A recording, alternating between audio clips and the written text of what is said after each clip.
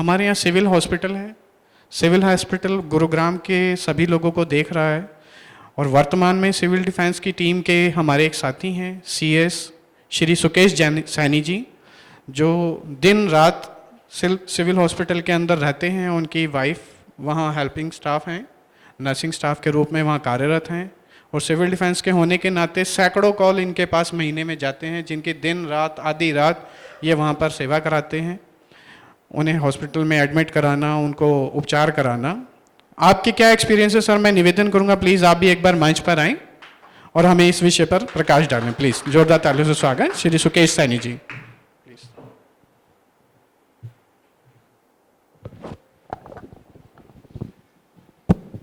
बहुत बहुत धन्यवाद गुंजन मेहता जी। सर्वप्रथम मैं इस भव्य कार्यक्रम के लिए नेशनल ह्यूमन वेलफेयर काउंसिल की पूरी टीम, जिसमें मैं भी शामिल हूं, का बार बार धन्यवाद करता हूं। आप सभी गणमान्य व्यक्तियों का यहां पहुंचने पर हार्दिक धन्यवाद करता हूं। आज बहुत सारे विषयों को लेकर चर्चा हुई, जिसमें मुख्य उद्देश्य हमारे गुरुग्राम में औद्योगिक क्षेत्र को लेकर मेरे सामने आया। दूसरे विचार बड़ी ही एक अद्भुत बात जो दुआ साहब ने रखी, वो बड़ी ही विचारणीय मुझे लगी। अब तीसरी बात यहाँ पे स्वास्थ्य सेवाओं को लेके आई, जो गुंजन मेहता जी ने सवाल उठाया कि स्वास्थ्य सेवाएं जो हैं हमारे गुरुग्राम की, मेरे विचार में उतने उच्च स्तर की जो स्वास्थ्य सेवाएं हमारे गुरुग्राम में, जो कि 50% रेवेन्यू हमारा गुरुग्राम पूरे हरियाणा में, अगर मैं बात करूं तो 50% रेवेन्यू, अगर मैं सही हूं तो गुरुग्राम से आता है। और उस 50% रेवेन्यू में से अगर 5% रेवेन्यू भी गुरुग्राम को स्वास्थ्य के प्रति, पर्यावरण के प्रति, उद्योग के प्रति और अन्य क्षेत्रों में, चाहे उसमें इंफ्रास्ट्रक्चर है, सड़क है, रोड है, शिविर हैं, अगर उनमें लगा दिया जाए तो मेरे हिसाब से गुरुग्राम के ये इन विचारों के लिए हमें एकत्रित होने की शायद जरूरत ना पड़े। स्वास्थ्य की अगर मैं बात करूं तो गुरुग्राम में बहुत बड़े लेवल पे स्वास्थ्य सेवाओं की जरूरत है, क्योंकि यहां पे जो बाहर से आने वाले लोग हैं, बाहर से आने वाले लोगों का मतलब जो हमारे भाई बहन हैं, जो आस पड़ोस के राज्यों से यहाँ आके अपना गुजारा करते हैं, मेहनत करते हैं, अपना परिश्रम करते हैं, नौकरियां करते हैं, तो उन लोगों के स्वास्थ्य को ध्यान में रखते हुए यहाँ पे जो हॉस्पिटल की सुविधाएं होनी चाहिए वो आज के दिन नहीं है। हमारी सरकार, प्रशासन उसमें कार्यरत है और मेरी उम्मीद है कि भविष्य में वो सारी चीज़ें, उन सभी स्वास्थ्य सेवाओं की पूर्ति होएगी। रिसेंटली अगर मैं बात करूं तो सिविल हॉस्पिटल में आज गुरुग्राम में सिर्फ सेक्टर 10 में सिविल हॉस्पिटल की सुविधाएं दी जा रही हैं। उससे पहले 2 हॉस्पिटल गुरुग्राम में होते थे, एक बस स्टैंड के पास जो लगभग 300 से 400 बेड की सुविधाएं उसमें थी। अब सिविल हॉस्पिटल सेक्टर 10, क्योंकि वहाँ की जो है बिल्डिंग जो है बर्बर हो चुकी थी, तो उसको तोड़ने का निर्णय लिया गया, उसका काम चल रहा है। अभी सिविल हॉस्पिटल सेक्टर 10 में ही लगभग 150 बेड का एक नया हॉस्पिटल अभी बनने के लिए रेडी है और प्रशासन और हरियाणा सरकार की पूरी कोशिश है कि वो जल्द से जल्द तैयार हो।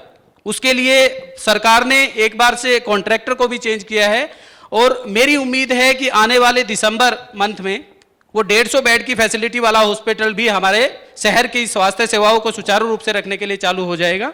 उसके लिए सरकार और प्रशासन का बार बार धन्यवाद।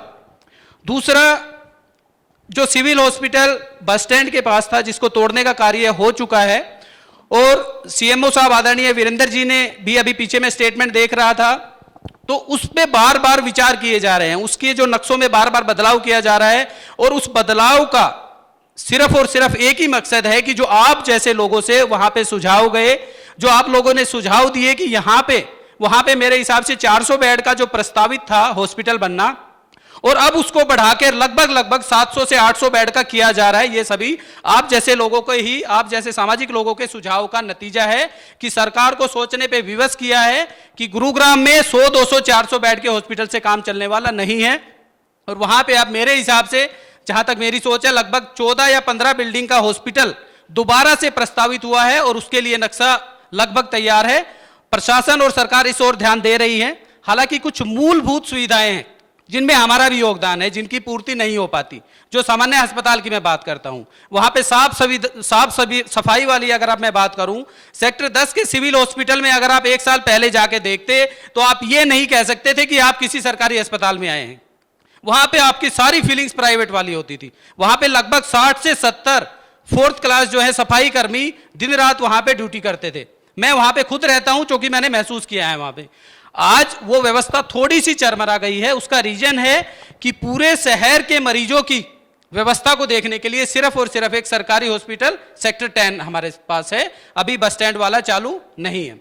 आने वाले समय में जब वो चालू हो जाएगा तो मुझे लगता है कि वो सारी समस्याएं हम पार पा सके। दूसरा, कुछ साफ सफाई को लेके, टॉयलेट्स को लेके, उसमें हमारा भी रोल रहता है, मरीजों का भी रोल रहता है।